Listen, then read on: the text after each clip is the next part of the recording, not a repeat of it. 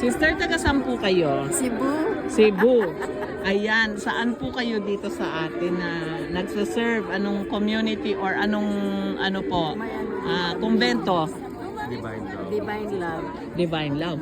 Siya po ay inaatasan sanang maging cook ni Pope Leo. Magluto ng adobo. Siya po ay superior na talaga sa kanyang kumbento. Responsable na po siya. 40 years na po over dito sa Roma, dito sa Vatican. Kaya lang, ba't tayo mo kunin yung offer, sister?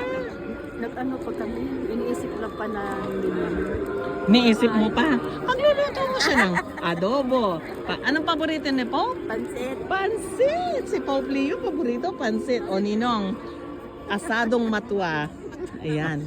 At saka adobo, Shanghai rolls. Ha? Kaway po kayo, sister. Kawayan natin ang mga taga Cebu. Ang lechong Cebu masarap. Ayan. Nasa Vatican po kami. Pag-iisipan pa daw ni sister kung kukunin niya yung offer ni Pope Leo na maging cook.